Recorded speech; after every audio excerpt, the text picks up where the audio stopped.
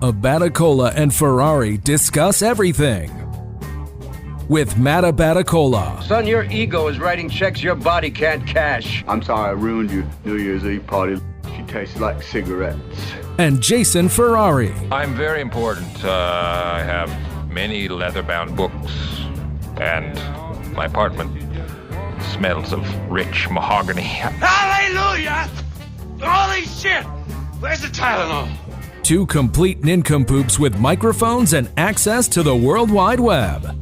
Presented by Mickey Finn's Brewery in Libertyville, Lake County's oldest brew pub. Now, here are your hosts for this shit show, Abaticola and Ferrari. Hello there, podcast friends, and welcome into another episode of Abaticola Ferrari Discuss Everything. He's Ferrari, I'm Abaticola. This is the podcast where we discuss everything. It's episode number 31. It's a good one. It's called Shrimply Irresistible. Yep, you're going to have that song in your head. Yeah. Because you are Shrimply Irresistible. That sounds like it should be like a dish at like one of those wacky chain restaurants. Let's just say like a big bowl or... Well, no, we never tell. I'll tell you later. But yeah, no, you can't never tell on the air. What the show name is. But, right. Yeah, Trish and I... You're like, hi, welcome to Big Bowl. What can I get you? I'll do the number 7, the Shrimply Irresistible. Extra sass. Right, extra sauce and hold the red onion, please. All right, Shrimply Irresistible.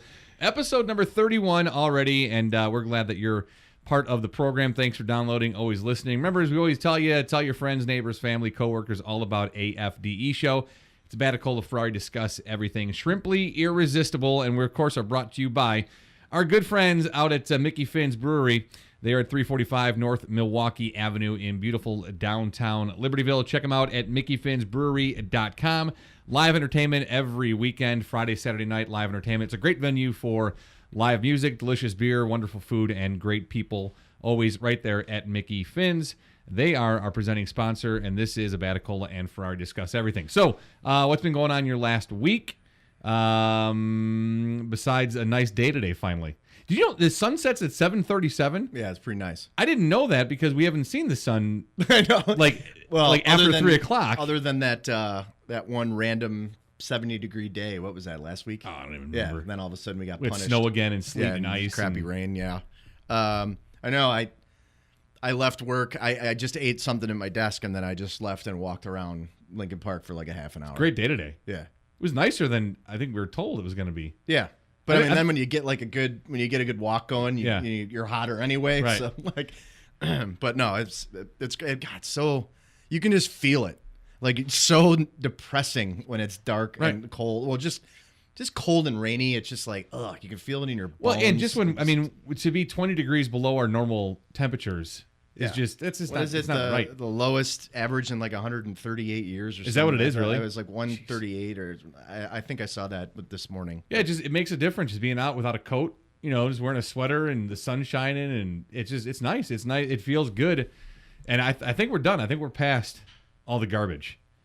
As I heard the weather people, it's going to be the low 60s by the end of next week, and I'm sure that's where we're going to go and just keep going now. Let's hope so. Dude, the sun sets at 7:40.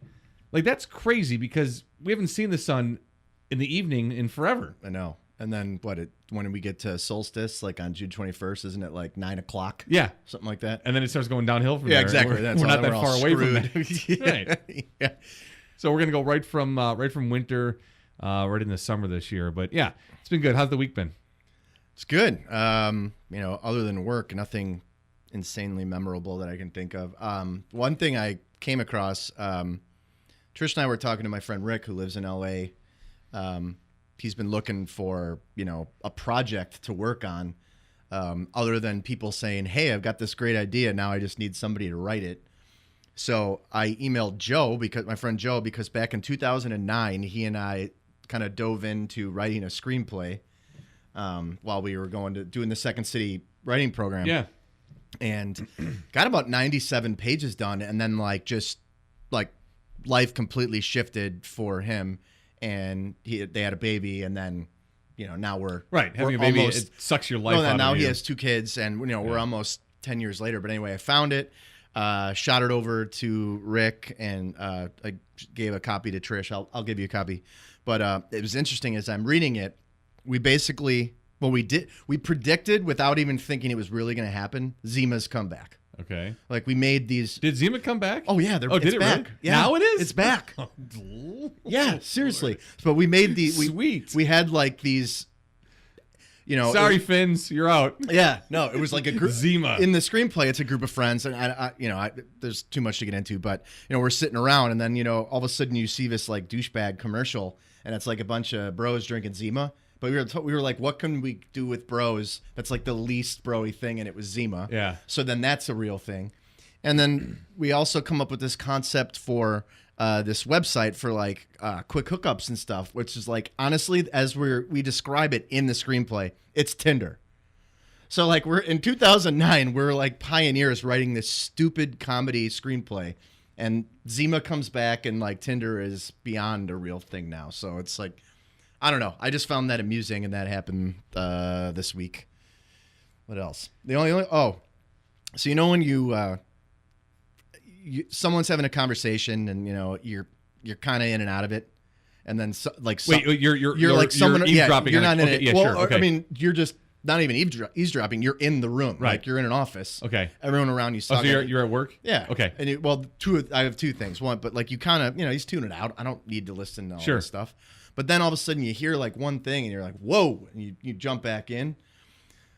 This was the best. This girl that sits across from me, I don't know what they were talking about, and this conversation was going on for a long time. But I jumped back in when I heard her say, "We were Mormon for 2 weeks." And I stood up. I'm like, I don't know what you guys are talking about, but I just caught that one, and I just typed it in my phone. I'm like, you what? I don't even care. I don't even care what the context was. Right. We were Mormon for 2 weeks. Like that's just. I was like, this is great. It's not like a diet program. Or I know. Like an exercise well, no, it just class. sounds like I tried yoga for a couple weeks. Wherever they lived, like I think that maybe someone like tried to recruit them, and then they realized, wow, this is batshit, and got out. And then the other one was on the bus today on the way back. These two girls, just right behind me and just rambling on, and it's it's about a 40-minute bus trip, and they were on the whole time. So I was looking at Twitter, I tuned them out, and then I hear like something about so I've been using Bumble, and I didn't know about that until like Brian McGoldrick told me about it, which is basically like a different kind of Tinder dating app. Yeah, because it's like more specific, so the girls reach out to you, you can't reach out to them. Okay, so if I understand it correctly. So like being at a bar then. Yeah. So she's like, because I get harassed all the time. It's like nonstop. I know. Like, ladies, God, please. They all want to buy me drinks. Right. All the time. Especially with the ring. Right. But so she said, I've been using Bumble. And I have, I have a strict no touching policy, unless I know them. And then the girl goes, oh yeah, of course. And I'm just like, wow. What the shit? What? I did turn around, Did you? But like not instantly when it happened. I kind of like got up, like I was turn? going to get off at the stop, and then just because you had to see who had this conversation. Are these two people? Right. Wasn't it last week you heard that you tuned in? It was I stuck my finger in down there or something. Yeah. What was that? Yeah, no, I don't want to be gross, but I stuck my finger in down there. Hey, guess what? Too late, buddy. Yeah, you're on a bus. You're not like on your cell phone at home. You're in a bus. You can always connect with the show anytime. We're on Twitter at AFDE Show. You can find us on Facebook as well, facebook.com/AFDE Show. And email us anytime, afdeshow@gmail.com. I got some fun stuff going on at work. We're actually we're looking for places. We're getting an office. I'm pretty excited about that. You got a guy. We do, yeah. Right? We have a guy working on it. And we're just putting it all together. We had this really cool the business strategy meeting I told you about, and just a lot of things moving forward. It's pretty exciting. It's pretty fun to be able to kind of tear the business apart a little bit. It's and better kinda, than kind of rebuild it. Stagnant, redundant. Yeah. Stuff. Now you're doing stuff that you're in growth mode. Yeah, growth mode for sure. And like we had a meeting with a guy today we're talking with him about redesigning the website that needs to be done. We're meeting we have like a 7-week engagement with a branding expert out of LA who was a former Procter & Gamble guy. So we're talking about new logos and taglines and new labels and stuff. So it's really, really fun. It's really cool. And the idea of having an office and looking for an office and adding staff eventually. Yeah. So the things are going really well. It's just fun. It's very motivating. It's always exciting. It's encouraging. It's nice when and I've been through this so many times with working with like the digital strategy and social side of things, where existing businesses basically take on a startup mentality, and even if they've been successful, you plateau. Right. You hit a point where you're maintaining business, but you're not necessarily growing, and you need to get out there.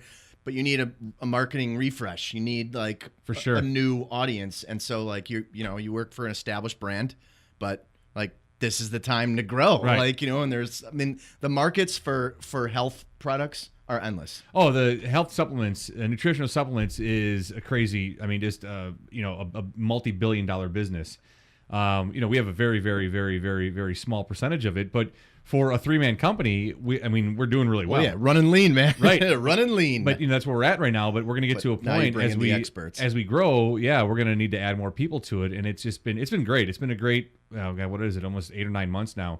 I love doing it, and it's really fun. It's fun to be a part because I love that aspect of like designing and creating and.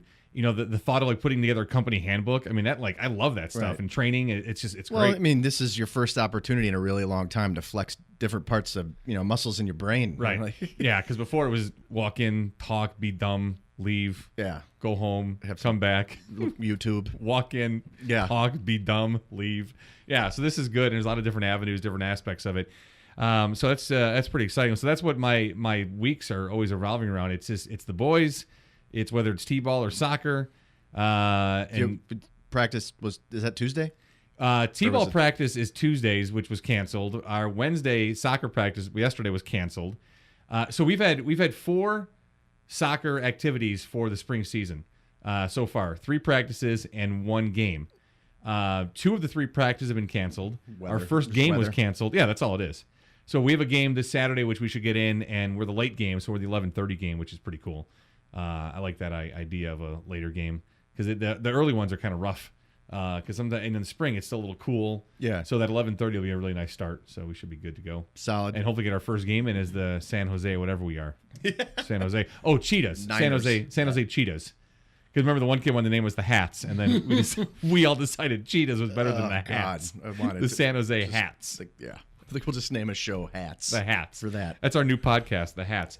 And, if you are interested, of course, in yourself in podcasts, because you listen and it's a growing industry, growing platform for individuals, we actually have a service that can help you out with podcasting. Right, man. It's thepodteam.com. It's soft launch on April 1. Still trying to get all the strategy behind it, social media marketing wise and stuff. But it is in existence. We have been getting some emails and some tweets with people who are interested. As you can tell, Matt and I have a really good time. We've been doing this for what is it, 9 months? August, right? Yeah. Oh, the same time I started Health Guardian. Yeah. So like 9 months now. A ton of research went into it beforehand. We've obviously learned on the fly as we go. I think for the most part, we've got the equipment down pat. You can build a legit studio, and we can give you all the consulting on equipment, on strategy, on how to get it set up, on podcast naming, on everything. All the things that are like really hard and take a lot of time. We can help you out with that. So it's thepodteam.com. All the contact information is on the site. Hit us up on Twitter. You can even, tweet us at AFDE Show, and we can, give you the scoop. So, podteam.com. All right, this is Rashawn Nelson. You might not know who Rashawn Nelson is unless you're following the story very close. He says this is not just a black people thing. It's a people thing.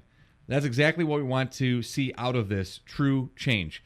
Rashawn Nelson, along with Dante Robinson, were the 2 black men that were arrested at the Philadelphia Starbucks when they went there for a business meeting. And because they were sitting there, they didn't order anything, waiting for a third party to show up for their meeting. Dante went to one of the employees, asked about using the washroom. was told he could not use the washroom, and then 2 minutes later, that same employee that he asked about the washroom called the Philadelphia police. I've heard the recording of the call, asking them to come to the Starbucks because there was 2 men that were not ordering anything and would not leave the premises. Now, the CEO of Starbucks has gone on TV, made an apology. They're shutting down like 8,000 or 9,000 Starbucks around the country. I think it's next week or maybe the week after for training. Sensitivity training. Sensitivity training, right. I can hear the sarcasm drip off that phrase. Well, yeah, it's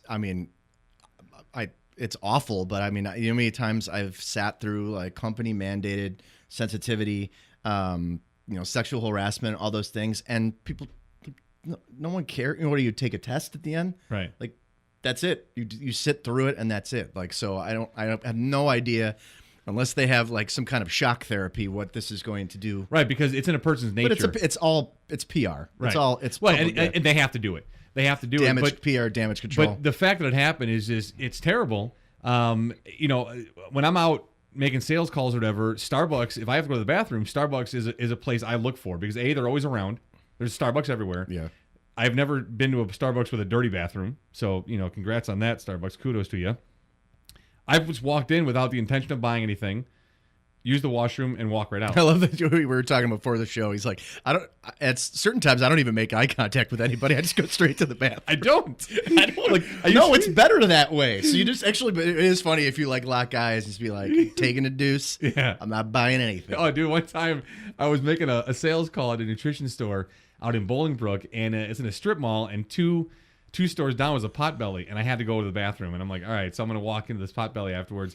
I opened the door, and it was lunchtime, and the place was like a ghost town, and I was like, oh, man. And so like 2 employees behind the counter were like, hey, how you doing? Welcome to Potbelly. And I was like, really?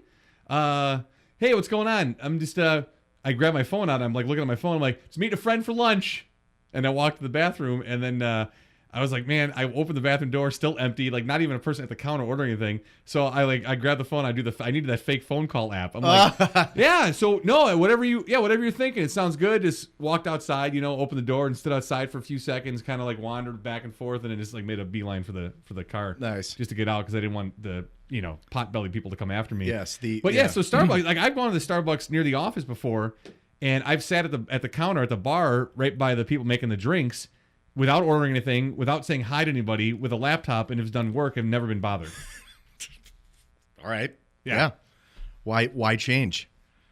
But I don't know. I just it's crazy, and I think it's good what the guy said. Hey, it's not a black people thing. It's a total black people thing. Oh yeah, it's 100% a black person thing. Purple and people. Right. That would not have happened to me or you if we were sitting there waiting for a business meeting. No one would have said a word to us. Right. Not one person. These black folks are loitering. Right. That's what it is. I'm sure they have guns and drugs. Yeah. So well, the police need to come. And then the chief of police made it worse by saying that the police officers did nothing wrong. Well, serve and protect. That's usually the general theme. Yeah. But whatever. With a touch of racism. A little bit. Well, not well. I mean, I'm trying to parallel over to this. Like, I guess he's racist, but our president. This week after do you still call them first lady when they're like you still call old presidents president? I think you do. Okay, so First Lady Barbara Bush passed away this past week. I believe she had Parkinson's. Did she? Yeah. Okay. And our esteemed tweeter sent out a PR, like a press release via the president handle and his handle. Commander in tweeting. Yeah, that said, on behalf of Melania and myself, we want to, I don't know what's the word, but the condolences. Yeah, we want to respect, the legacy and the life of Barbara Bush. And then it was like 1929 to 2018. But at the very top of the press release, it said April 2017. So like whoever typed up the release put the wrong year in, which I'm guessing they probably just used a template from last year and put this in, and then the president tweeted it out. Like, of all the things that are going on, legal and otherwise, which I don't want to go down that black hole, but right. It's just the complete and utter incompetence is like, it still surprises me. Right. You'd think it wouldn't. You'd think it'd be numb to it now, but it's just like, you got to be kidding me. I don't know what else to say about that other than, come on, man. Well, it doesn't, because it's not the first time Right. they've put something out with wrong information on it, wrong dates and whatnot. We're just like silly things. But that in that memory shouldn't of happen. an ex-first lady, Right. Melania and I would like to express our 2017. Right. Oh, so she passed April of last year. Right. Well, we won't get too deep into it, but Paul Manafort was in court today in the Department of Justice in their arguments involving what took place today. Referred to him as a possible back channel to Russia during the campaign, that his Russian connections, Russian ties, he very well could have been the back channel that would have put the Trump campaign in touch with Russian officials to involve some election tampering going into the election of 2016. So, it just seems like the Mueller investigation is getting closer and closer and closer to, like, the circle around Trump is closing in. Yeah.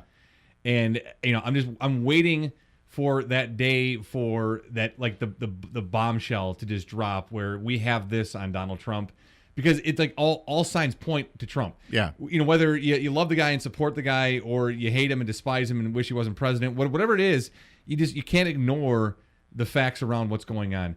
Mitch McConnell, he opened the doorway to a possible firing of Robert Mueller. He's like, I'm in charge of what takes place on the Senate floor. And this is not something that we should be talking about. I mean, it's terrible how the Republican leadership has just fallen in line behind this guy, and to attach your career to this guy's train is just unbelievable. No, I mean, you said earlier when we were in the kitchen. And I don't think there's a better analogy than sinking ship. Yeah, that's what it is. I can't think of anything else. Like Giuliani. Your guy Giuliani's jumping on the legal team. Giuliani's jumping on the legal team. It's like, man, remember when that guy was like really good mayor and then he went like batshit? Well, I mean, we were discussing this. Remember how incredible he was, during 9/11. I mean, the guy was he was solid, and he was comforting, and he was like leadership in a terrible time. And now it's like, he's gonna show up in court one day without pants on. Oh my god! Or like in a clown suit. You see him at or in his pajamas and like a smoking jacket during the primary and at the debates. I'm like, dude, what happened? Right. What happened? Did you fall? Like, did you hit your head? There's got to be some kind of a head injury. So moving past that, I came across this story actually that is very good for our craft, what we're doing right now. I found it it's called hardtimes.net is the name of the website. And this guy named Steve Fiorillo said that I took a job with a longer commute to spend more time with my podcasts. Oh. So I refuse to be one of those corporate drones. I love my career, but I want to be able to live my life and be with my loved ones. That's why I recently took a job with a much longer commute so I can spend more time with my podcasts. I realized this was something I needed to do. Last year, Comedy Bang Bang turned 8 in May, and I just missed all of it because of my short commute and the amount of time spending at work. The guilt kept me awake at night for weeks. I vowed to never let work come between life and that ever again. Sure, it's a job with lower pay, but if you get too invested in the details, you'll drive yourself insane. I don't want that. I've had this new job for a few months now, and I don't regret my decision one bit. I'm so much happier and more content, and I'm rebuilding relationships I once thought were unsalvageable. My family has noticed an immediate difference, and my wife couldn't be more appreciative. So you're welcome. Yeah. What's this guy's name? So Steve Fiorillo. I want to see if we can find this guy and be like, have we got a podcast for you? Yeah, we definitely tweet him or find him on Facebook. Yeah. So that's hardtimes.net. And this is a guy who decided that podcasts were an important part of his day. Yeah. To and from work. We appreciate you, Steve Fiorillo. Well, that's great. Yeah. It's like a longer, deliberately take a job with a longer commute and so lower spend pay, more time with his podcast, lower pay, but better. But quality I think of life. but it just sounds like exactly. He's got that kind of like you listen to the Box Fan on the way home. He's just got like that release to and from, which is good. But it's just a little odd, but I mean, it's good for him. Yeah, I've done the Box Fan app on my phone in the car driving sometimes now. Yeah. I do that, and when I plug my phone in the car, it automatically connects, and the first thing it plays is that is that box fan, because the box fan is the only thing I have downloaded on my phone. The default is the box fan. Yeah, so that comes on right away. And I did it one day. Jack and Hank were in the car, and Jack wanted to hear a song from Cars 3, so I plugged the phone in, and the box fan came on, and Hank was like, "What's that?" And I'm like, "It's a box fan noise. It's Daddy's box fan app noise that I have on my phone." And so the other day we got in the car, and Jack was like, "Daddy, can you turn the fan on?" I'm like, "Sure, I can put the fan on." And they were like, louder. I'm like, "All right, I got no problem with that." God. I'm like, just make sure Daddy doesn't fall asleep while we're driving. Yeah. Daddy, can you turn the fan on? So, also Medical, set it home after Matt spends time in the bathroom. Yeah, they're used to that phrasing. They're like, "Oh yeah, I got mine broke at home. I got it fixed last week, so that was nice." The ceiling fan and the exhaust fan in the bathroom broke. In the chitter. Yeah, in the poop room. I mean, not even for me, really, mostly for Jack. Jack is why we need it. Yeah. Oh, man, it's unbelievable. Oh yeah, the whole apartment. You said he takes like huge dumps. They're like, I mean, they're horse-sized dumps, and they smell rotten. It's like, what have you eaten today?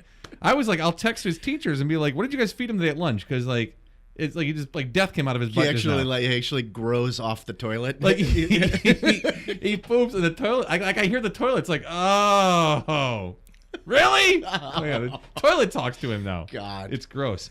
My guys. I love my guys, and if I could bring my kids to work, I would love to do that, to spend more time with my guys. But I'm unfortunately not a senator in the United States, where Tammy Duckworth in Illinois just had a baby. She was the first sitting senator to have a kid. And her and her colleagues there, because there's so many important things going on in the world and in the U.S., they took a vote and made it okay to bring a baby on the Senate floor so she could continue making votes and stuff and whatnot. Listen, I think it's great because it's an historic time for her as the first sitting senator to give birth. But to change Senate rules so that you can bring a kid onto the Senate floor, I'm sorry, I have a problem with that. If that makes me a bad guy, I'll wear it, and I'll wear it well. I can't bring my kid to work, and I have a job where I could actually do my job with my kid, running around the house. Right. You're a U.S. senator. I'm really sorry. You should have the ability to have someone care for your kid. Yeah. Because that's kind of an important job. Massive distraction. A massive distraction. For not just you. Right. For everyone. For everyone. Yeah. If a screaming kid in a restaurant's a distraction, in a movie theater is a distraction. But even if it's not on an airplane, even if the child is not screaming, isn't like everyone's gonna be looking. Everyone's gonna be like, well, not even that. But even if it's not screaming, it's a distraction for her and her alone. Right, man. right. I know. If babies cry, all the time, and in a public place, it's a distraction when you're just out doing nothing and like not doing something important. You're a U.S. senator. I'm sorry. Again, if I'm a bad guy, fine with that. I'll wear it. I'll take it. I'll take it. Not a problem. But I just think there's more important things going on that you shouldn't have your kid on the Senate floor. Again, I'm a bad guy. Oh, I completely agree. And it's just interesting that these are the things that are whatever side of the aisle. These special circumstances and distractions that happen. Where it's just like, oh, okay, I don't know. Politics is so ridiculous. One thing I saw this when I was floating around the internet today. I saw a new ad, and I think you and I we disagree on this one thing when it comes to advertising and companies advertising. When one company calls another company out in their advertising, do you not like that? Not in a like. I don't like attacking. Okay. Like Wendy's. Yeah. When we're seeing it's funny. That's okay. You like okay. Yeah. I appreciate that. And it's like there's a new sports drink out called Body Armor. Have you heard of this? No. I haven't. Okay, I just saw a banner ad today on ESPN's website. God, that's horrible. And their slogan is, "Thanks Gatorade, we'll take it from here." Ooh. I was like, wow. Wow, yeah. That's great. I loved it. That's a kick in the junk. I like that. Kick. Oh no, okay. So I you know what? It'd be different if it was like Gatorade, you suck. Well, no, this is literally like bam, bam, bam. I think we've talked about this on social media. You don't like it on that platform going after like competitors or other companies. I've personally run campaigns where like I'll do it playfully. Okay. So your issue is just if it's mean-spirited. Yeah. Okay, well, because it just fine. feels like petty, right? Okay. It's just like, is this getting you business? But that's great. It's huge. I think that's great. Like, I mean, that was like whoever came up with that deserves every penny they got plus. I mean, I've come up with stuff like that for years, but you have to have the balls to do it and the permission to do it.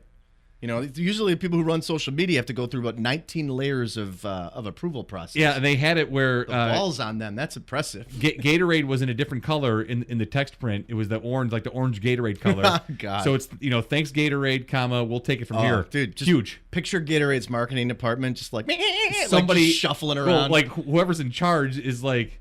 There were phone calls made and emails and meetings. It's ongoing right now. Yeah. Oh yeah, that's outstanding. Yeah. That's the kind of stuff I appreciate. Because it's not like it's just like, hey, we're here. You Right. don't own this. You don't own this realm anymore, even though they do. But I'm not a huge Gatorade guy. I will get it occasionally, and it's something a that solid hangover beverage. It is, and it's something that I'll get for the dudes when they want soda or something.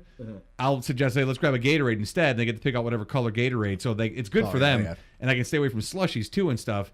But I'm telling you right now, I would have never entertained the thought of buying a Body Armor sports drink because it's a terrible name, It's a terrible name. knowing what they like. If I'm looking in the cooler, I'd be like, Body Armor. But what the hell is this? I am purposely going somewhere now to buy a Body Armor drink. And now that you said that, I will too. Right. So Body great. Armor. You can email us AFDE show, and you want to drop us a couple cases of Body Armor. So we need to. You want to sponsor the show? We reach can do out that to as well. Body Armor, and we're going to reach out to Steve Fiorillo. We've got a nice list of tweets to send out. Thanks, Gatorade. We'll take it from here. All right. Speaking of tweets, our tweets of the week. One of the highlights. We like to highlight 5 Twitter accounts that we follow from our handle AFDE show. You can follow us as well. You're at which personal account do you prefer if people want to follow? I know you didn't you still have 2 Twitter accounts? Yeah, but I don't use them. You don't use them at all? I just everything's through our handle. Everything's through the AFD just show. Because I don't, when I have a perspective, it's generally something I want to share with our listeners. Yeah. And I don't even know who follows me personally. Okay, so AFDE show, and then you could always grab me too at Matt Abaticola as well on Twitter. So we like to highlight 5 Twitter handles we follow from at AFDE show and bring them to you each week. So I should say we like to highlight the Onion. Well, no, and then 4 that's other... funny. So you said 5 Twitter handles. I'm like, meh. So it's the Onion, it's the Onion and maybe 2 more and a few others. This one I thought it was amazing, and it really rolls into what we've been doing for the last 30 episodes. The fine folks in Florida doing some amazing things.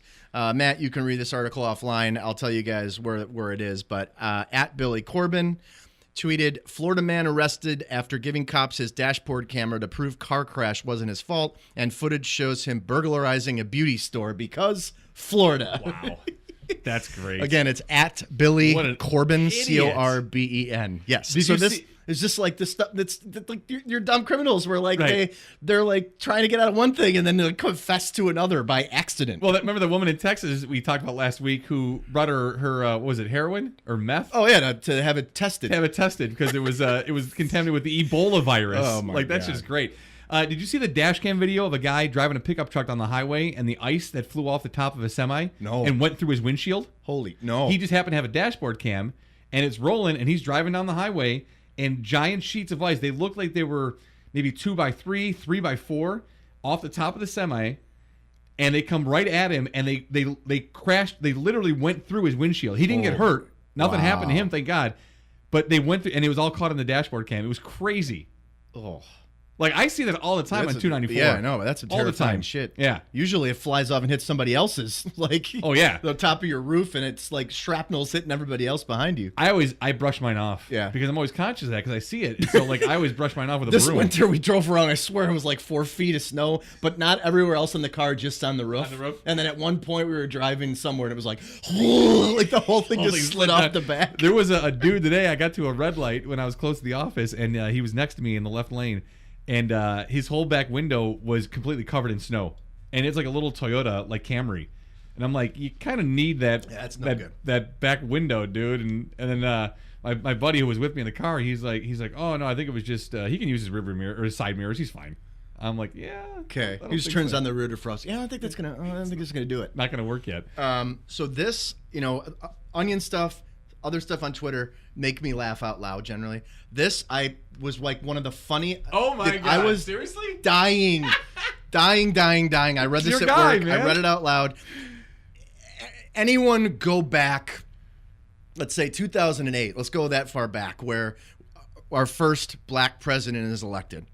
And you think, wow, politics is going to be like progressive, and then obviously it's in the latest administration kind of gone more the way of the toilet. But Bernie Sanders is my guy. I love him. This guy, I love that, hey, man, if Donald runs a Twitter handle, then Bernie does too. And he always tweets out a lot of really good stuff. But I swear to God, never in my lifetime thought I would see something from Bernie Sanders that says, Cardi B is right. If we are really going to make America great, we need to strengthen Social Security so that seniors are able to retire with the dignity they deserve. He retweeted SS Works, which is the Social Security Twitter handle. But a Bernie Sanders tweet that starts with Cardi B is right.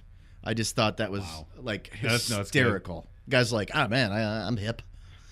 So, yeah, at Senator Sanders. He actually has another at Bernie Sanders as well, but this is the one that he actually tweets. That's great. Next one, Onion. Got me again, where you got a couple of those. The tweet is, it's at The Onion. The tweet is, new program provides depressed Americans with suicide assistance dogs. And it's a dog with a noose in its mouth. It's morbid, but I don't care. Extremely. The next one from The Onion. This one I appreciate. Anyone who probably looks at their Facebook page constantly, what the feeds are now inundated with, it's either politics or this is report. Everyone's starting new exciting stage of life except you. So there's a picture with like a guy getting a new job, people getting married, someone graduating from college, and someone having a baby. We need to come up with a website, our own website that is the antithesis of Facebook. Where instead of highlight reels of life, it's just all the bad stuff. Just like dirty jokes, pictures of dumps. Like no, there's all the bad things. Just people crushing beers. So my Facebook page from back a couple years ago. That's great. God, The Onion is so good. Oh, man. And then I think I got one more. Yeah, one more. I love this one. Restaurant hostess loses job to please seat yourself sign. It's just a picture of a restaurant and then that sign that you see when you like stand there and wait for someone to walk up. So those are the funniest tweets, and they don't need to necessarily be funny every time, but these are the ones that jumped out at me this week. Yeah, these are handles we follow on our Twitter handle at AFDE Show. All right, we'll take a quick break. And going into break, I want to leave you with this. This is great. This is the vote that Tammy Duckworth was on the Senate floor for was to Republican GOP candidate for NASA administrator. Okay, so there was a vote for bringing a new NASA administrator. Very important position. He was put into the position by a vote of 50 to 49, so it was very close. Okay. There you go. His name is Jim Bridenstine. Okay, and here's a little bit about the new NASA administrator. He made claims that global temperature stopped rising 10 years ago. He actually said that. In fact, the 5 hottest years have all been since 2010. 17 of the 18 hottest years on record have been since the year 2000. And Republicans just confirmed him today as the head of NASA. So I'll leave you with that thought. If we take a quick break, we're going to refresh our sparkling waters. Yes. And we have battling water brands on this broadcast. I have a new flavor to try. I'm excited. All right. And we'll be back. It's the AFDE Show, and we're brought to you by Mickey Finn's. Check them out at MickeyFinnsBrewery.com. This is episode 31. Just like you, it's Shrimply Irresistible. I'm kicking my ass. Do you mind? All right, welcome back in. It's episode number 31, Shrimply Irresistible. It's a Batacola Ferrari Discuss Everything. We're brought to you by Mickey Finn's Brewery. Check them out at MickeyFinnsBrewery.com right in downtown Libertyville. Live music every weekend. May 11th, my guys, Modern Day Romeos, will be there, so that means I will be there. If you want to come check out Mickey Finn's, then connect with us on Twitter at AFD Show. You can connect with me personally at Matt Abaticola, and we can set something up to hang out and see Modern Day Romeos, a great, great fun cover band. Always a good time with the guys in the house. So thank you for being a part of this program. Episode number 31, Shrimply Irresistible. And we're going to kick off segment 2 of tonight's episode with That's So Wisconsin. That's where we find something remarkable, fascinating, funny, interesting. That's centered, rooted. that is centered and rooted in the great state of Wisconsin, and it is brought to you by Will's Northwoods Inn, 3030 North Racine in the Lakeview area. WillsNorthwoodsInn.com. Daily specials, trivia night on Tuesdays, and Packer Palooza coming up the end of this month, 4/28. That's April 28th, an all-day fun event. Check it out at WillsNorthwoodsInn.com for tickets and guest information. Right when you go on the website, Right. It pops up. So yeah, so they present to us each episode. That's So Wisconsin. All right, so this week I wanted to actually highlight some friends of mine who are from the Madison area, or a little bit north of there. My friends Tim and Sarah, who are on their second trip around the world. They're both consultants, and they kind of work for a period of time while planning this and then do this. Trish and I actually met at their going away party for the first one. So I went up to Madison to visit for their going away party, met Trish, and years later now we're married. So thanks for the connect. But so anyway, they have this travel blog that they've been doing for years. That's actually not only chronicling their trip, but they are assisting people who want to do things like this. And, kind of have like that wanderlust desire to travel the world and the means and the time. So their website is our21st centuryodyssey.com. Our21stcenturyodyssey.com. So far on their trip this time around, they've been to Japan, South Korea, Hong Kong, the Philippines, New Zealand, and they are now in their third location in Australia. They're kind of flying around. So Tim and Sarah, this is the rest of their itinerary. So Japan, South Korea, Hong Kong, Philippines, New Zealand, Australia, Malaysia, Singapore, Indonesia, Thailand, Myanmar, India, Sri Lanka, Israel, Jordan, Egypt, Madagascar, Kenya, Uganda, Tanzania, Malawi, Zambia, Zimbabwe, Botswana, Namibia, and South Africa. So I believe this is like an 18-month extravaganza. And then Waukegan and Wakunda. Yes, and then Wakunda to do the chant and get some not your father's root beer. So anyway, they are from Wisconsin, and they are traveling the world representing the fine state of Wisconsin in all of these exotic locations. So Well, that's great. And read that list again. At the bottom left column there was one I don't think I've ever heard of. Myanmar? Yeah. I've never heard of that. No idea where that would be. I've heard of it. I couldn't point it out on a map. If someone said that was a country, I'd be like, yep, never heard of it before. Myanmar. Yeah, I don't know. Myanmar. Yeah, good old Mar. So yeah, that's what I wanted to talk about Wisconsin today. And again, that is brought to you by Will's Northwoods Inn, 3030 North Racine in the Lakeview area. Check out their website, willsnorthwoodsin.com. Love having them as part of the show. Packer Palooza coming up, daily specials, trivia nights on Tuesday. It's a great place. More than just Wisconsin and Packers and Badgers. It's a great place to hang out. And, of course, get yourself a tall boy Schlitz for $2.50. $2. $2. Sorry. I'm sorry. Wow, you saved 50 cents. Inflation? Yeah, and some cheese curds. What do you think? Yeah, do you think this is a downtown place? Yeah. $2.50. Come on, man. Crazy? There's deer on the wall. I saw this article, and it frightened me, the headline. It was Aaron Rodgers' best year is still ahead. It was something along those lines. And so I clicked on it, and I don't know if I knew. Matt's not been following the I haven't. The offseason news. Yeah. So Jimmy Graham is a Packer. Yep. That was disturbing news to me. When I saw his name, I was like, well, maybe it's a different Jimmy Graham. Nope. No, it's that tight end that catches everything that is going to They have a new miserable for the Bears. But Brian Gutekunst took over. They have a new GM. Okay. Who is signing players? Yeah. And it's no longer the Ted Thompson thing. He's not a big veteran guy. So I mean, and they made the offer to Kyle Fuller. Like, he's not messing around. Like, I'm interested to see how their draft lays out. That dude, I mean, for me, he's the best quarterback in the league right now. Oh, absolutely. One of the best of all time. And with his accuracy and ability and talents thrown to that guy. Yeah, that's no good. I mean, he's older. He's got some injury stuff going on every now and again, but he's still a big ass weapon. Right. Yeah, for sure. So, speaking of Aaron Rodgers, in the media this week, he had made some comments that I think kind of leaked out. I'm not exactly sure where they originated. Then he went on XM radio, and the main theme is he's upset about not having input in team decisions. Okay. Now, here's kind of my take on that. I think that the respect that people think exists around players and what they think is like it's non-existent in today's NFL. I don't think there's that kind of respect where they're going to be like, hey, what do you think we should do? You know what I mean? They cut Jordy Nelson. They're making moves.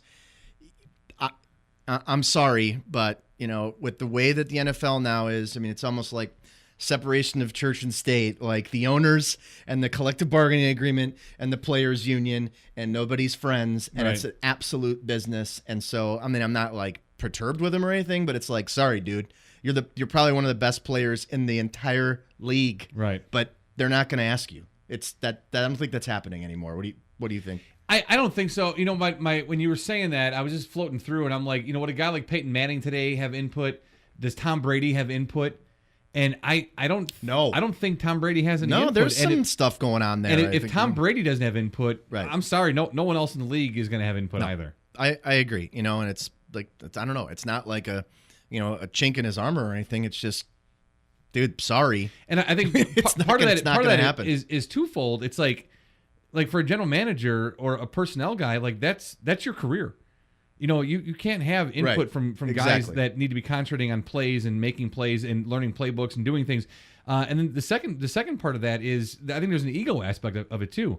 Like, hey, I can build a championship roster. Right. That there's that ego trip part of it to it that says I can do this on my own. I can get it done. This is his first general manager job. He literally just took over the Green Bay Packers with Aaron Rodgers as his quarterback. He doesn't need to ask him how he feels about cutting a 30-year-old wide receiver. Right. It's something that caught my attention. Let's see what else. Oh, dude. Speaking of things that caught my attention, I am not kidding. This is an article that was on Barstool Sports. The headline is, Louisiana Senate passes a law to ban sex with animals by a narrow 25-10 margin. I saw that, and it was at that point I stopped. I looked up at the ceiling. I'm sitting on my couch, and I'm like, all right, Lord, we're at a point where 10 people voted against this type of bill. Here's the press release. Louisiana State Senate has approved a bill explicitly banning sex with animals by 25 votes to 10. The bill, which now goes to the House of Representatives, would make sexual abuse of an animal illegal, require an abused animal to be taken from its abuser, and bar those convicted from owning any pets in the future. A law covering crimes against crimes against nature, which includes bestiality, exists on the books, but was ruled unconstitutional in 2003 by the Supreme Court because it also included anal sex between consenting adults. Somehow, the legislature is involving humans and pets. Like, what the... I swear, like, what? Those two things need to be judged separately. Right. I'm sorry.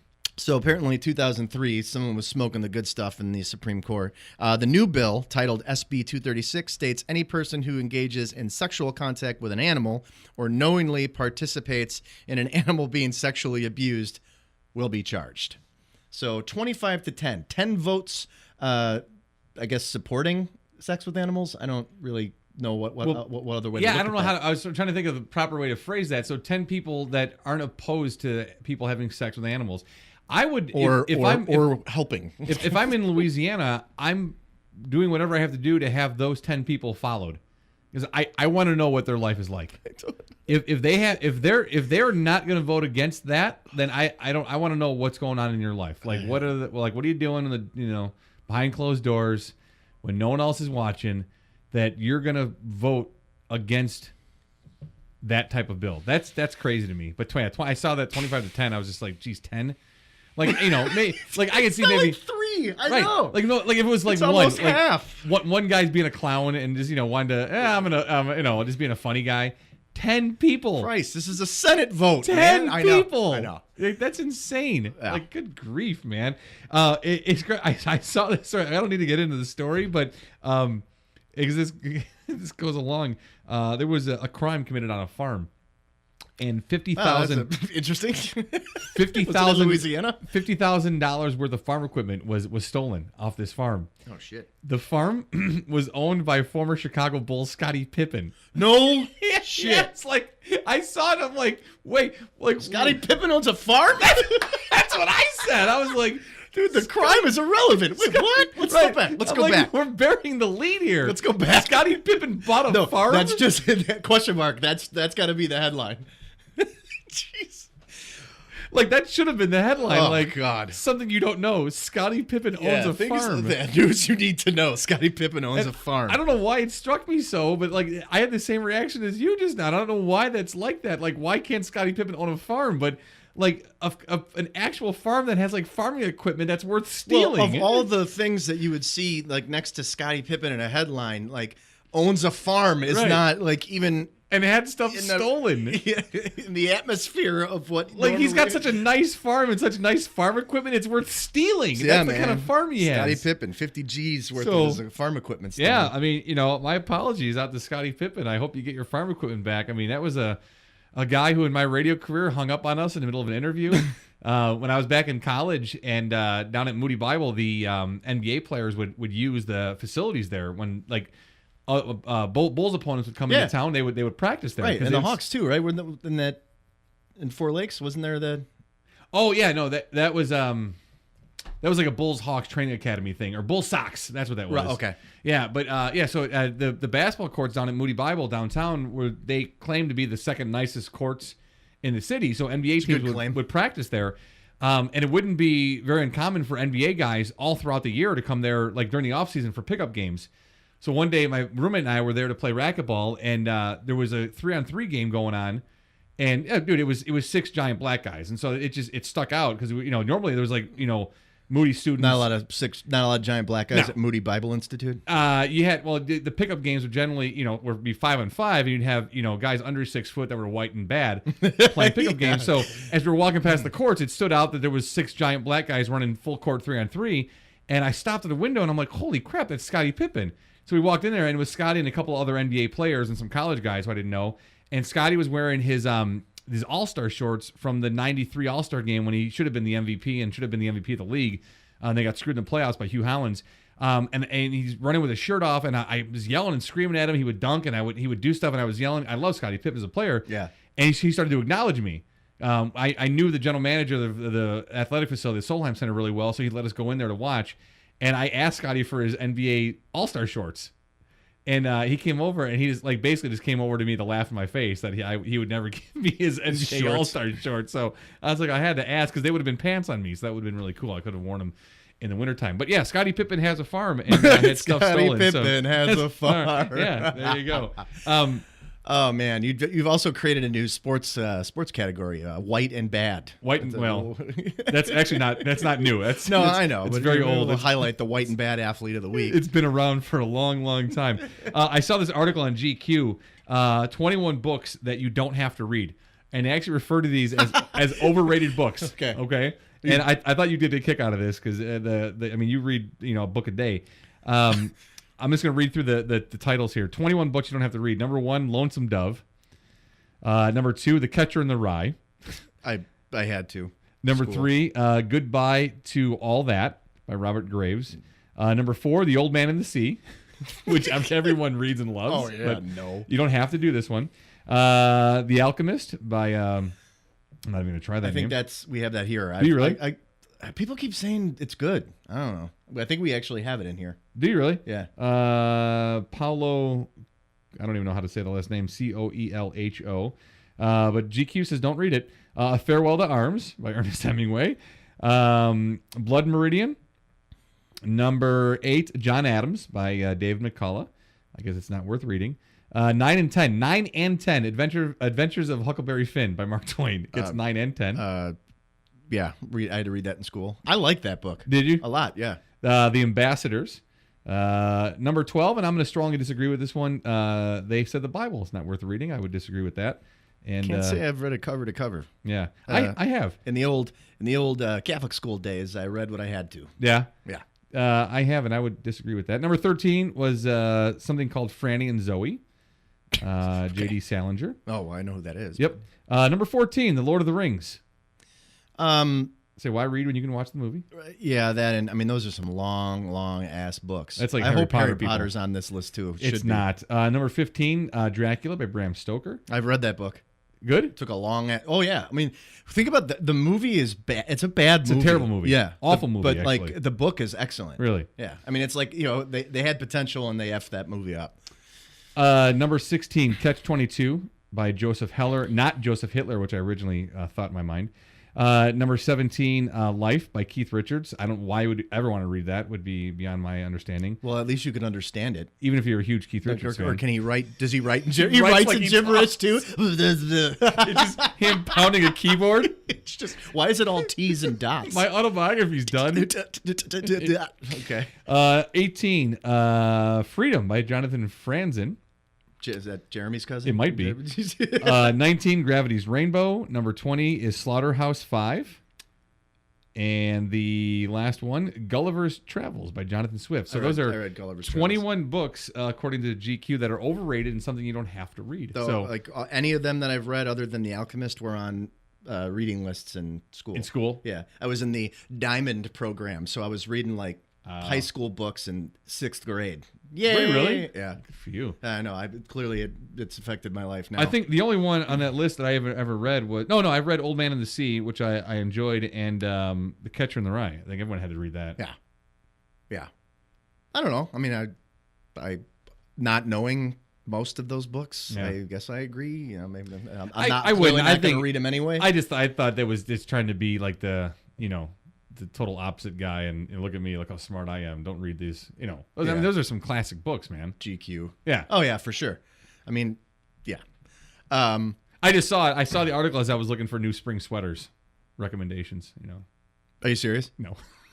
There was an article right below it though. New cardigans. It was like lightweight spring sweaters that'll save your pits. That was the that was the title. All right, so I'm not going to read these books, and I've found my new sweater for spring. I mean, sometimes the articles in GQ, it's like Playboy, it's just for the headlines. Oh God. And the stories. Speaking of an excellent headline, as you probably know, Earth Day is coming up on Sunday, the 22nd, and on Mashable, Earth Day was tomorrow. No. Sunday. Oh. A unique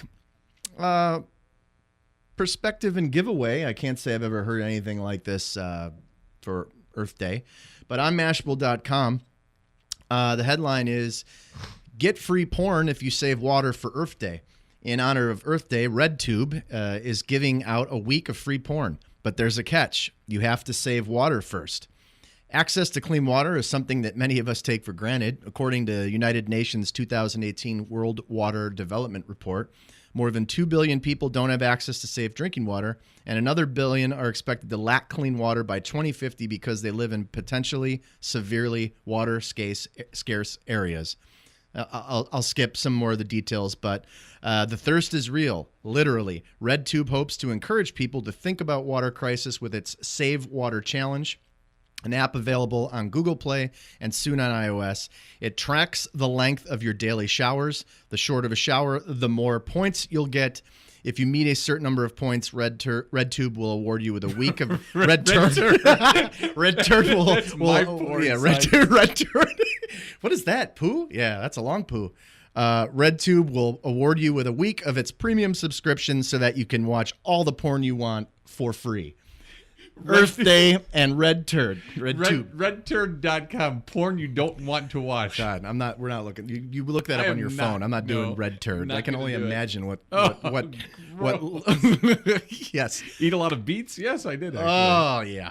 So yeah, Earth Day. So save water and get some porn. Earn and a free week of porn. Screw that. I'm not taking short showers, man. I get hot water. I am in the shower till that hot water goes away. I take the longest showers. I guess for me it just kind of depends on like where I have to go and how late I am. Yeah. Like in the morning, Sure. sometimes I'll take like the turbo shower. You know, Right. you're like still wet in your clothes. Like, There's still shampoo behind your yeah, ears. exactly. Yeah. But yeah, I was gonna say, but I've been trying to get up a little bit earlier. I've got a different routine now. You know, I'm not standing up and turning on a computer and then sitting back down. Yeah, I was out of bed today at 4:45. Just up and out of bed. So every day this week, I've for some reason been awake about 4:30 and like been really irritated, and then kind of fall back asleep at like 6. there you go. Oh, that's no good. No. All right, so I recommended something to you last week to watch, and you did after. Did you see my tweet or did I text you? You first? texted me. Okay, because I think you were. I don't know if you had finished it yet. I was think in the you were, middle like, of just it. Yeah. The HBO documentary on Andre the Giant, and I had some conversations on Twitter, and I've heard people who watched it. Yeah, Terry. It is absolutely fantastic and sad. It brought Really back is. a lot of great memories as a kid watching WrestleManias from the start. And the documentary was so well done. It's just such a good show, and like 90 minutes worth of viewing. Even if you weren't a huge wrestling fan, which I know you really weren't, were you? I honestly, like, that's when I stopped. Like when those guys went away, Yeah. that night I was like, this shit isn't real. Well, Like, you got older too. yeah. So, but I know people are like all excited about it, but no, yeah, I stopped it with those guys. Like, with Hulk and The Andre the Giant documentary was great, so we both can totally recommend it. Even if you're not a wrestling fan, I think you'll enjoy it. The stuff with Hulk Hogan I thought was so good. That breakdown of WrestleMania 3, when Andre probably should not have been wrestling with the back issues he had. oh, he's so genuine about it. But and, he did it for the good of WWF and like the whole and passing for Hulk. and passing the torch, Yeah. onto Hulk. That it was Hulk's thing. Now I really didn't realize that Andre the Giant really made Vince McMahon and the WWF. I would have never known that. Never known. Never. Vince McMahon, when he got emotional when he asked about Andre, I thought it was man, it grabbed me. It was captivating. Because I mean, think of it. Literally, the guy says, "I don't get when I get emotional about something, I just push it back." Yeah. And then he got emotional. It was so good. It's It very really good. grabbed me. Hulk doing the narrative and the play-by-play of that WrestleMania and everyone knows this, even if you don't watch wrestling, when he slammed Andre, was fascinating stuff. Yeah. I mean, I got a little emotional and like slightly teary-eyed just watching it because it again brought back memories as a kid. Right. Watching that with Abby's mom had Abigail. My daughter Abigail was 21. Her mom, who I was married to a long time ago, had a brother, Jeffrey, and Jeffrey and I were best of friends. He was a year younger than me in high school, and he was my best friend in high school. And one of the things that we shared was an enjoyment of wrestling. And we would watch wrestling stuff together, and I remember watching wrestling with him, and that just took me back to being with him. He passed away a few years ago, at a very young age. He was under 40 when he passed away, and it brought back those memories of hanging out with him and watching wrestling. And we were gonna be like a tag team wrestling thing. We got older, made a funny joke about it, and it was great. And hearing Hulk talk about it and giving the play-by-play where Andre was like slam, right? Just telling Hulk what to do, and he just went through with it. This one I don't really. Yeah, this one I know we joke about spoilers, but I really don't want to spoil like a lot of it. But there's some really interesting stuff in there, and I guess unless you really were in depth and knew about that stuff, I would have not only not known about Andre the Giant and like kind of what he did for WWF, but like that Hulk Hogan and him were friends, that that there was this camaraderie behind the scenes and the helping of each other. Like you would never know that. It just seemed like cheesy, just some kind of organized BS thing. Yeah, it was really, really cool. Ric Flair talking about the night they were out together and Andre drank 106 beers. Yeah. Was mind-blowing. Andre liked the beers. The stuff from the cast of Princess Bride and Rob Reiner talking about Andre was unbelievable. Now, the guy who played Carrie, whatever his name is, Elvis. Is that how I've never known how to say the guy's name. He just got cast in Stranger Things season 3. Oh, really? So it's Carrie Elwes. Mm-hmm. Okay. His portion of it talking about Andre, there was a serious friendship between those two from the Princess Bride. You could hear the genuine love for Andre the Giant, the person, in his conversation. Right. I thought it was great. Yeah. I mean, the emotion was real. I thought it was fascinating. I'm glad that they covered that too. I'm glad that they did the acting thing because I love that movie. Oh, dude, it's one of the best movies of all time. Anybody want a peanut? Yeah. And hearing Rob Reiner talking about Andre in one day going through like 20 cases of wine. Isn't Reiner cool that he like does that? Yeah. Like Reiner's so cool. Follow him on Twitter too. Oh my God, is he lighting people up? It was so, and then Billy Crystal's on there, but Carrie Elwes. It just like you like he couldn't even look at the camera. He wasn't even looking at the camera. I mean, the friendship was genuine and real. I thought it was fascinating. I thought it was just really good stuff. No, and I don't know. HBO kind of nails it with their docs, honestly. Yeah. But this one, I saw that it was coming out. I can't say I had an instinct that I'm like I want to watch it. Yeah. But then you said it, and I watched it, and I'm glad I did. Like, it's not what you think. I want to say, and maybe if I'm wrong about this, I think I saw Brendan's tweet about it that spurred me to watch it. McCaffrey? Yeah. Okay. Even though I loved it, I wasn't going to do it, and then I think it was his tweet that got me into it, and then I had to text you in the middle of it. Yeah. Be like, dude, you need to watch this. Yeah, I started watching it right when you texted me. And the Princess Bride thing too. Robin Wright talking about how she was cold, and he just came over and put his hand on her head, and it like covered like up to her eyes all the way over the back of her head so that she could stay warm. Right. I mean, and it was like it was something done out of concern and love. It was just great. It was great to hear what kind of person he was. Yeah. And to see his family and his brother. I mean, it was crazy. Yeah. Crazy good. It's excellent. I definitely agree.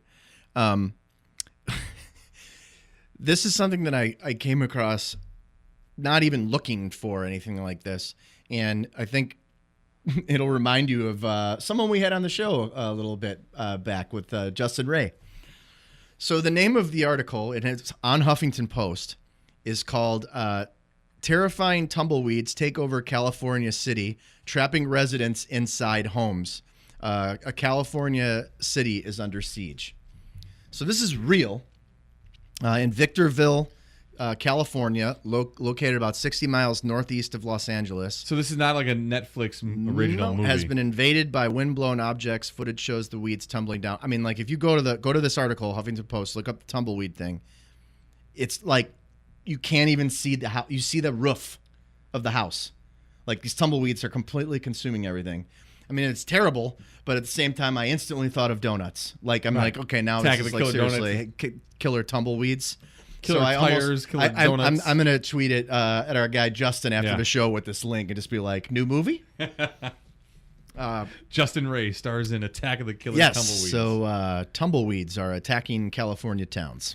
Did you see after we talked about it the Conan clip with Jeff Daniels? Yeah, I couldn't hear it on the bus. I need to watch it again. So I don't watch Conan, but and like any of the late night shows, I don't watch generally. Well, we catch the videos though. Yeah, but the videos. Then every time I see something, whether it's Kimmel or Fallon, or This Week Tonight, I mean something like that as well. Conan, I'm always like, God, I want to watch those because everything I see is so funny. The YouTube black hole. Yeah.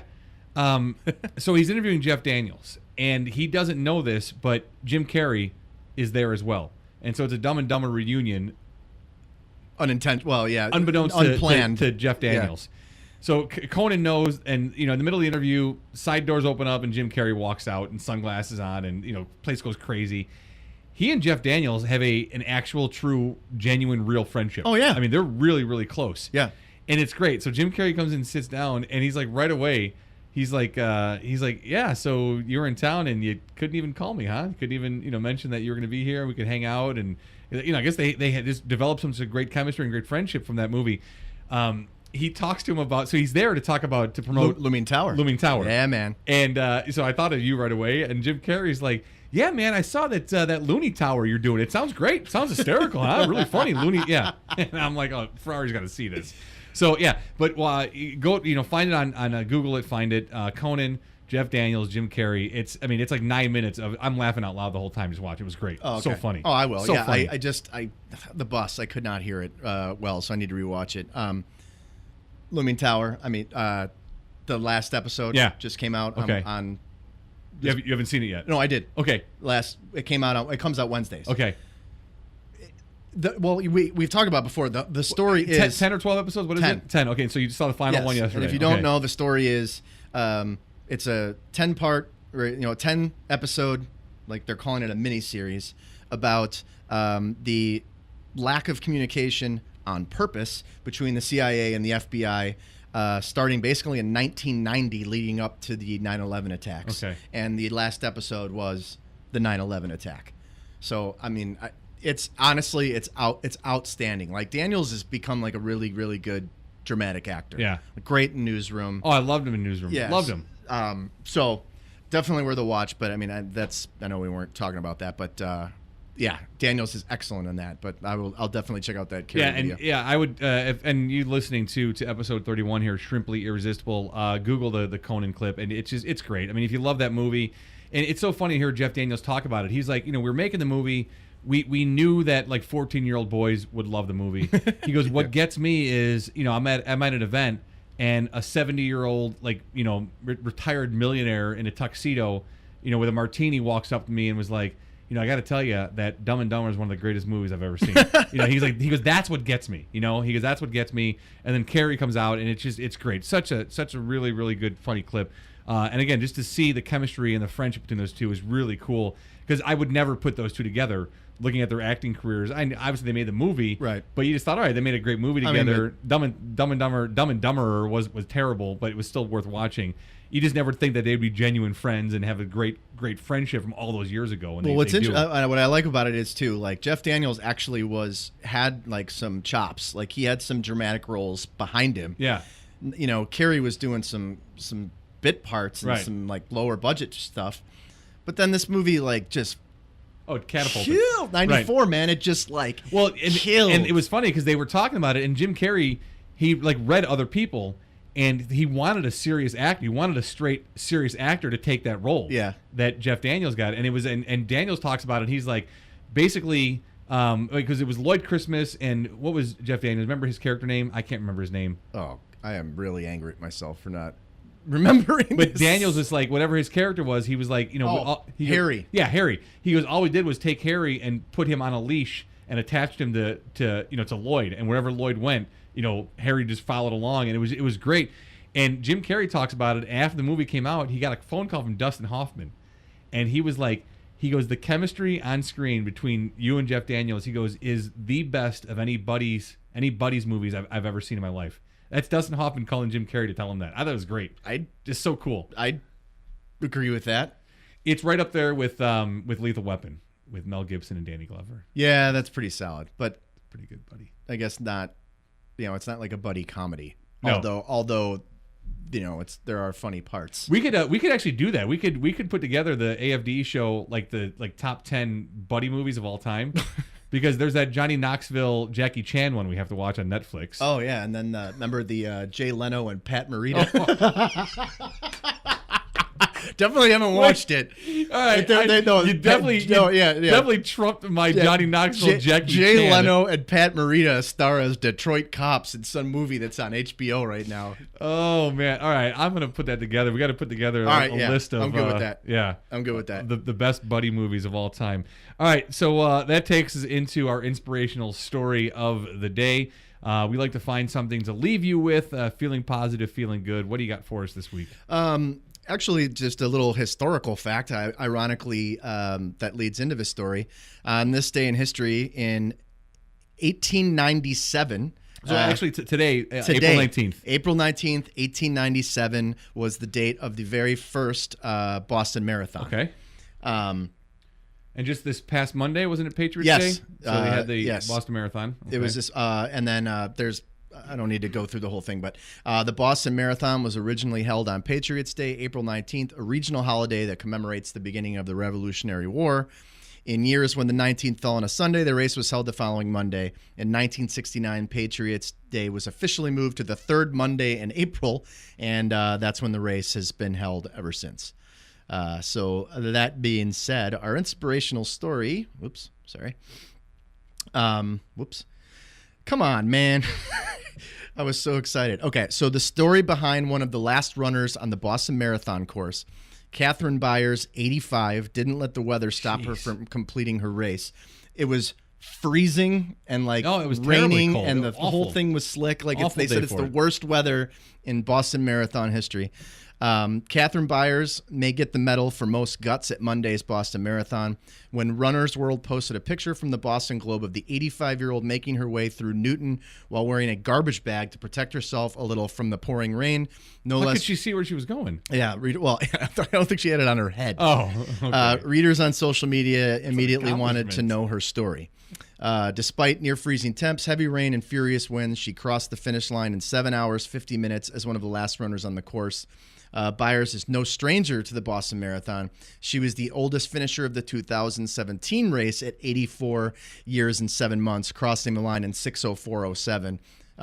She said that the weather was a factor here. Sure. Byers ran her first marathon in 1984 in Napa, California, and has really taken to distance. She's run Boston 14 times now. To prepare for it, she ran about 45 miles per week around San Cruz, California, where she lives. She towed the line this year with her son, who said she towed the line this year with her son, which means when she crossed the finish line, she always enjoys a post-race beer. Quote, "A beer is my recovery drink." So Good for her. Oh, man. Oh, 85 years old. 14? That's insane. 14 marathons, plus Good she for did her. the California one. Good for her. That's great. It's so cool. So that is Catherine Byers. And while we're on this motivational thing, I actually was trying to find something this week in like old emails and came across this quote that I actually want to frame. It was it's by Roger Ebert. And this was something that came out after he passed. Okay. The reason I thought it was relevant was it was in April in 2013. And I think it really helps. 5 years? Yeah, I know. Really? Yeah. Wow. And it really paints like the picture of kind of our landscape. And he kind of did this before it even happened. He says, "Kindness covers all of my political beliefs. No need to spell them out. I believe that if, at the end, according to our abilities, we have done something to make others a little happier and something to make ourselves a little happier, that is about the best we can do. To make others less happy is a crime. To make ourselves unhappy is where all crime starts. We must try to contribute joy to the world. That is true no matter what our problems, our health, our circumstances. We must try. I didn't always know this, and I'm happy I lived long enough to find it out." Very cool. I'm glad I came across it because I definitely want to put this up in the house. I think it's outstanding. And we will leave you with that. Those are fantastic words to end episode number 31 on. This is Shrimply Irresistible. Thanks for downloading and passing along to friends, family, coworkers all about the AFDE show. So on behalf of our sponsors, Mickey Finn's at MickeyFinnsBrewery.com, as well as Will's Northwoods Inn. They bring us That So Wisconsin every week.